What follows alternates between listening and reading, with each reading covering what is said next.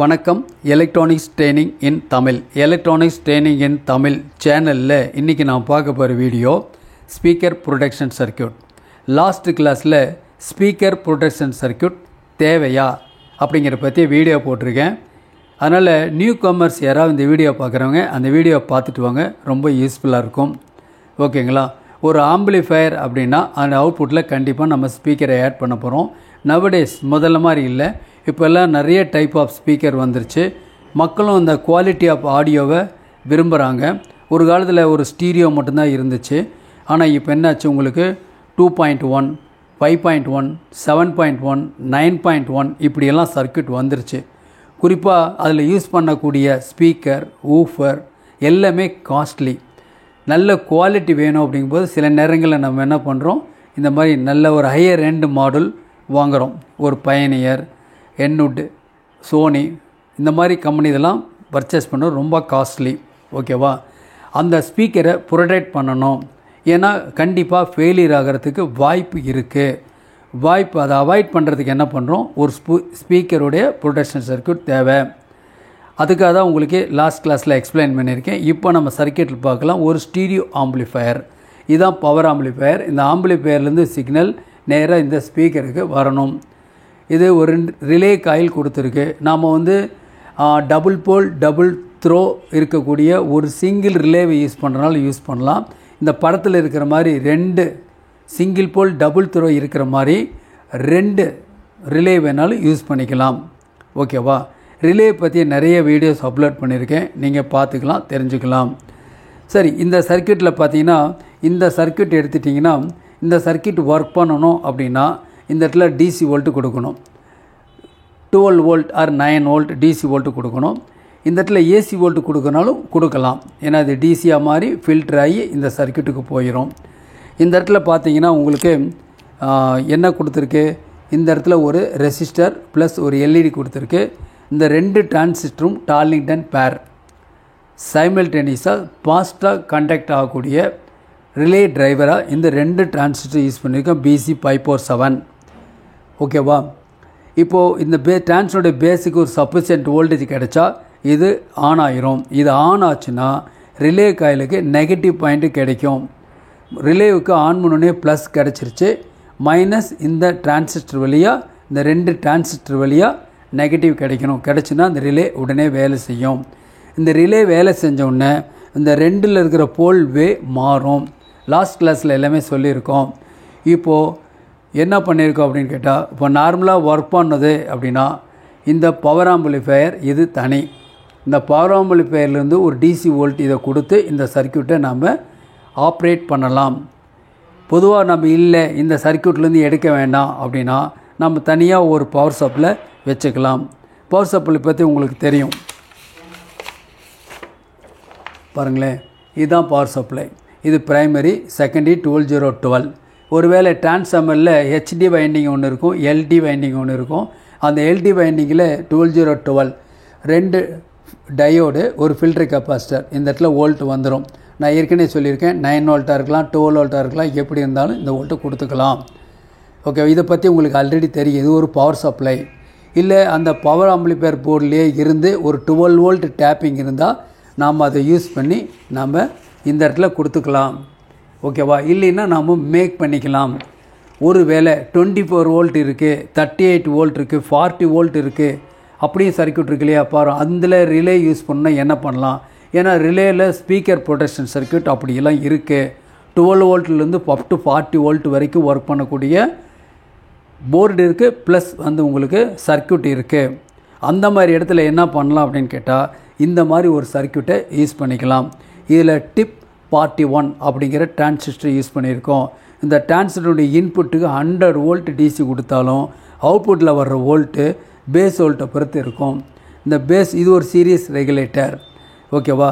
இதில் பார்த்தீங்கன்னா இந்த ஏசி வோல்ட்டு இதில் கொடுக்குறோம், அல்லது டிசி வோல்ட்டு கொடுக்கனாலும் கொடுக்கலாம். 24 வோல்ட்லேருந்து 65 வோல்ட் டிசி இன்புட் கொடுக்கலாம். இந்த ரெசன்ஸ் 5 வாட் ரெசன்ஸ் 220 ohms தாண்டி ஒரு ஃபில்டர் கெப்பாசிட்டர் இருக்குது. தென் அந்த வோல்டேஜ் கலெக்டருக்கு போய் எமிட்டர் வெளியே வரும். எமிட்டரில் எவ்வளோ வோல்ட் வருங்கிறது இந்த பேஸில் கிடைக்கக்கூடிய வோல்ட்டை பொறுத்து இருக்குது. இந்த பேஸ் வோல்ட்டு எதை டிபெண்ட் பண்ணியிருக்குன்னா இந்த ரெசிஸ்டர் ப்ளஸ் இந்த ஜீனர் டயோடை பொறுத்து இருக்குது. Of what zener diode use பண்ணியிருக்கோம், 18 வோல்ட் ஜீனர் டயோடு யூஸ் பண்ணியிருக்கோம். ஸோ இந்த இடத்துல வரக்கூடிய வோல்ட் கண்டிப்பாக 18 வோல்ட் அண்ட் பிலோவாக தான் இருக்கும். இந்த வோல்ட் போதுமானது ஸ்பீக்கர் ப்ரொடெக்ஷன் சர்க்யூட் இயங்கிறதுக்கு. ஓகேவா? ஸோ ஒரு ஸ்க்ரீன்ஷாட் எடுத்து வச்சிட்டிங்கன்னா நீங்கள் சொந்தமாக அசம்பிள் பண்ணிக்கலாம். ஓகேவா? அப்போ என்ன பண்ணலாம், இந்த சர்க்யூட் இம்ப்ளைஸ் பண்ணி ஒர்க் பண்ண வைக்கலாம் அந்த போர்டுக்கு தகுந்த மாதிரி. ஒருவேளை இந்த போர்டு கூட நீங்கள் அசம்பிள் பண்ண முடியல, கிடைக்கலனா கூட நீங்கள் என்ன பண்ணலாம் அப்படின்னா ஒரு கன்வெர்ட்டர் யூஸ் பண்ணலாம். பக் கன்வெர்ட்டர் இருக்குது, பூஸ்ட் கன்வெர்ட்டர் இருக்குது. நாம் அதை யூஸ் பண்ணிக்கலாம். அந்த அப்ளிகேஷன் வரும்போது மறுபடியும் நான் உங்களுக்கு எக்ஸ்பிளைன் பண்ணுறேன். சரி, இப்போ என்ன சொல்லியிருக்கோம் அப்படின்னா இதுதான் சர்க்யூட்டு. இந்த சர்க்யூட்டில் இதெல்லாம் இருக்குது இல்லையா? சரி, இப்போது இந்த எலக்ட்ரானிக்ஸ் ட்ரைனிங் இன் தமிழ் எங்கள் சேனலுடைய நோக்கம் வியூவர்ஸ் ஒவ்வொருத்தரும் சர்வீஸ் இன்ஜினியராக வரணும்னா தொடர்ந்து வீடியோஸ் பாருங்கள். இல்லையா ஷார்ட் டைமில் கற்றுக்கணும், ஒரு தொழிலுக்கு வரணும், எலக்ட்ரானிக்ஸ் தெரிஞ்சுக்கணும் அப்படின்னா பெட்டர் ஒரு ஆன்லைன் ட்ரைனிங் ஜாயின் பண்ணால் நல்லது. அது பேசிக் எலக்ட்ரானிக்ஸ் தெரிஞ்சிருச்சுன்னா அடுத்தடுத்த கோர்ஸுக்கு நீங்கள் வரலாம். அதனால் பேசிக் எலக்ட்ரானிக்ஸ் யார் வேணால் படிக்கலாம், யார் படிப்பு தேவையில்லை, இன்ட்ரெஸ்ட் இருந்தால் போதும். வயது வித்தியாசம் இல்லை, ஆண் பெண் வித்தியாசம் இல்லை. வீட்டில் இருந்த இடத்துலேருந்தே நீங்கள் தொழிலை கற்றுக்கொள்ள முடியும். என்னுடைய வாட்ஸ்அப் நம்பர் இருக்குது, அதில் கால் பண்ணுங்கள், மேற்கொண்டு நான் டீட்டெயில்ஸ் சொல்கிறேன். நடத்துகிற கோர்சஸ் என்னென்ன கோர்சஸ் இருக்குது அப்படின்னா செல்ஃபோன் ட்ரைனிங் இருக்குது, சிஆர்டி டிவி ட்ரைனிங் இருக்குது, எல்சிடி எல்இடி டிவி ட்ரைனிங் இருக்குது, ஆம்பிளிஃபையர் ட்ரைனிங் இருக்குது, இண்டக்ஷன் ஸ்டவ் பற்றிய ட்ரைனிங் இருக்குது, UPS inverter emergency light training இருக்குது, ஆல் எஸ்எம்பிஎஸ் ட்ரைனிங் இருக்குது. எல்லா கோர்ஸுமே முக்கியம்தான். ஒவ்வொன்றும் தனித்தனி கோர்ஸு, செப்பரேட் கோர்ஸு. ஒவ்வொரு கோர்ஸும் ஆன்லைனில் மட்டும்தான். மிக குறைஞ்ச பயிற்சி கட்டணம். ஓகேங்களா? உங்களுக்கு டீட்டெயில்ஸ் வேணும் அப்படின்னா என்னுடைய வாட்ஸ்அப் நம்பருக்கு நீங்கள் கால் பண்ணுங்கள், படித்து வச்சுங்க. ஒரு தொழிலுக்குள்ள வாங்க. எலக்ட்ரானிக்ஸ் ஒன்று தான் ஒரு வலுவான தொழிலாக வருங்காலத்தில் அமையக்கூடிய நிலைமையில் இருக்குது. ஏன்னா எலக்ட்ரானிக் ப்ராடக்ட் எல்லாத்து வீட்லேயும் இருக்குது, எல்லோரும் இருக்குது. எக்யூப்மெண்ட்ஸ் இல்லாத வீட்டிலே நாளுக்கு நாள் இம்ப்ரூவ் ஆகிட்டு தான் இருக்கும். கூடவே சேனல்லையும் உங்களுக்கு வேணுங்கிற நாலேஜும் நாங்கள் ப்ரொவைட் பண்ணிக்கிட்டே இருக்கிறோம். ஓகேங்களா? சரி, இப்போ சர்க்யூட்டில் பார்க்கலாம். இப்போ என்ன சொல்லியிருக்கோம், இது ஒரு டிலே சர்க்யூட். இந்த டிலே சர்க்யூட் இந்த பேஸுக்கு கிடைக்கிற வோல்ட்டை பொறுத்து இருக்குது. இந்த 2 ரெசிஸ்டர், இந்த கெப்பாசிட்டர் தான் இதை முடிவு பண்ணும். அதாவது பவர் சப்ளை ஆன் பண்ணோன்னே பவர் ஆம்பிளிஃபையருக்கு சப்ளை போய் உடனே அவுட்புட் சிக்னல் வெளியே வரும். அந்த அவுட்புட் சிக்னல் வரும்பொழுது ஸ்பீக்கரோட கனெக்ட் பண்ணியிருந்தால் டப்புன்னு ஒரு சத்தம் வரும். அந்த வராமல் இருக்கணுன்னா 2 செகண்ட் கழித்து இந்த ரிலே ஆன் ஆகும். அந்த ரிலே ஆன் ஆகிறதுக்காக பவர் சப்ளை வந்தோடனே 2 செகண்ட் கழித்து தான் இந்த பேஸுக்கு வோல்ட்டு வரும். இந்த வர்ற வோல்ட்டை பொறுத்து தான் இந்த 2 டிரான்சிஸ்டர் டார்லிங்டன் பேரும் இந்த ரிலேவே ட்ரைவ் பண்ணும். அப்போ தான் ஒரு ரிலே கனெக்ட் ஆகும், ஸ்பீக்கர் கனெக்ட் ஆகும், தென் அவுட்புட் வரும். ஓகேவா? அப்போ பாட்டு கேட்குறதுக்கு நீட்டாக கிளியராக இருக்கும். இந்த டப் சப்னு சவுண்டு எதுவும் வராது. ஓகேவா? அது மட்டும் போதுமா அப்படின்னா இல்லை. ஏன்னா வரக்கூடிய இந்த ஐசி ஏதாவது ஒரு காரணத்தினால ஷார்ட் ஆகிருச்சு அப்படின்னா இந்த ஐசிக்கு பவர் ஆம்பிளுக்கு கொடுக்கக்கூடிய சப்ளை வோல்ட்டு நேராக லெஃப்ட் சேனல் ரைட் சேனல் வெளியே வந்துடும். ஏதாவது ஒரு சேனலில் ஐசி, ஏன்னா ஒரு லெஃப்ட் சேனலுக்கு சில நேரங்களில் தனி ஐசி, ரைட் சேனலுக்கு ஒரு தனி ஐசி யூஸ் பண்ணியிருப்போம். இல்லை ஒரே ஐசியிலே ஸ்டீரியோ இன்புட் கொடுத்து ஸ்டீரியோ அவுட்புட் எடுத்திருப்போம். ஸ்டீரியோ இன் ஸ்டீரியோ அவுட் இருக்கிற ஐசியில் கூட ஒரு சேனலில் ஷார்ட் ஆகி கூட ஸ்பீக்கர் போகிறதுக்கு வாய்ப்பு இருக்குது. அந்த மாதிரி இந்த சேனலில் லெஃப்ட்டோ ரைட்டோ எதில் அவுட்புட் வோல்ட் வந்தாலும் என்ன ஆகும் அப்படின்னா இந்த ஃப்ரிட்ஜிரேட்டு பேர் கண்டக்ட் ஆகி ஒரு டிசி வோல்ட் ப்ரொடியூஸ் ஆகி அந்த டிசி வோல்ட் இந்த டிரான்சிஸ்டர் ஆன் பண்ணும். உங்களுக்கு எல்லாமே தெரியும், ஏற்கனவே சொல்லியிருக்கேன். ஒரு டிரான்சிஸ்டர், கலெக்டர் எமிட்டர், ஹை ரெசன்ஸ். இப்போ இந்த டிரான்சிஸ்டர் ஹை ரெசன்ஸ் அப்படின்னா இந்த இடத்துல என்ன நடக்கும் அப்படின்னு கேட்டால் இந்த 2 ரெசிஸ்டர் ஒரு கெப்பாசிட்டர் மூலிமா இந்த பேஸுக்கு கிடைக்கக்கூடிய 0.7 வோல்ட்னால இந்த டிரான்சிஸ்டர் ஆன் ஆகி ரிலே ஆன் ஆகி ஆடியோ பாடிக்கிட்டு இருக்குது, எந்த பிரச்சனையும் இல்லை. இப்போது திடீர்னு பவர் ஆம்பிளிஃபையரில் இருக்கக்கூடிய ஐசி ஷார்ட் ஆகிருச்சு அப்படின்னா இந்த ரிலே டிரைவர் ஆப்ரேட் ஆகக்கூடாது.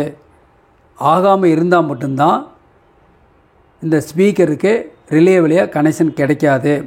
அப்படி ரிலே ஒர்க் பண்ணாமல் இருக்கணும் அல்லது ரிலே உடனடியாக கட் ஆஃப் ஆகணும். இந்த வோல்ட்டில் டிசி வோல்ட் வந்தோடனே ரிலே கட் ஆஃப் ஆகணும் அப்படின்னா என்ன ஆகணும், இந்த பேஸ் வோல்ட்டு 0 ஆயிடணும். இந்த பேஸ் வோல்ட் 0 ஆகணும்னா இந்த டிரான்சிஸ்டர் ஒர்க் பண்ணணும். இந்த டிரான்சிஸ்டர் இதுக்கு முன்னாடி எப்படி இருந்ததுன்னா கலெக்டர் எமிட்டர் ஹை ரெசன்ஸ் ஓப்பனாக இருந்தாங்காட்டி இந்த இடத்துல 0.7 வோல்ட் கிடச்சிட்டு இருந்துச்சு. இப்போது டிசி வோல்ட் வந்தவுடனே இந்த பேஸுக்கு 0.5 வோல்ட் கிடைச்ச உடனே இந்த டிரான்சிஸ்டர் ஆன் ஆகி இந்த ரிலே டிரைவர் டிரான்சிஸ்டர்னுடைய பேஸ் வோல்ட்டை தான் எடுத்துக்கும். தான் எடுத்துக்கிறதுனால இந்த இடத்துல 0 வோல்ட் ஆயிரும். இந்த வோல்ட்டில் 0.7 அல்லது 0. 0.7 எப்போ வரும்? ஐசி நல்லா இருக்கும் பொழுது. ஒருவேளை ஐசி இன்கேஸ் ஃபெயிலியர் ஆகும் பொழுது இந்த 0.7 0 ஆயிரும். இந்த டிரான்சிஸ்டர் கண்டக்ஷன் ஆகிறனால. இந்த டிரான்சிஸ்டர் ஏன் கண்டக்ஷன் ஆகுதுன்னா இந்த ரெக்டிஃபையர்லேருந்து அவுட்புட் வோல்ட் வரும். இந்த ரெக்டிஃபையர் ஏன் அவுட்புட் வருதுன்னா இந்த ரெக்டிஃபையருக்கு இன்புட் வருது. இன்புட் இந்த 2 ரெசிஸ்டன்ஸ் மூலிமா இங்கே வருது. லெஃப்ட் சேனலில் வந்தாலும் சரி, ரைட் சேனலில் வந்தாலும் சரி. ஓகேவா? அதற்கு முன்னாடி எப்படி இருக்கும்? அதாவது ஐசி ஒர்க்கிங் கண்டிஷன் இருக்கும்போது எப்படி இருக்கும் அப்படின்னா, அப்போ சிக்னல் இதில் வராதா அப்படின்னு கேட்டால் சிக்னல் இந்த ஸ்பீக்கருக்கு போகும். பட் இந்த இடத்துல ரெசிஸ்டன்ஸ் மூலிமா ட்ராப் ஆகி லிட்டில் சிக்னல் மட்டும் இந்த கெப்பாசிட்டி வழியாக டீகப்பிள் ஆயிரும், கிரவுண்ட் ஆயிரும். அப்போ நார்மல் ஒர்க்கிங் கண்டிஷனில் இது ஒரு ஸ்டெபிளைசராக ஒர்க் பண்ணுது. சிக்னலுக்கு வேணுங்கிற ஒரு portion of the signal ground ஆயிரும், ஸ்டெபிலிட்டிக்காக இருக்கும். ஓகேவா?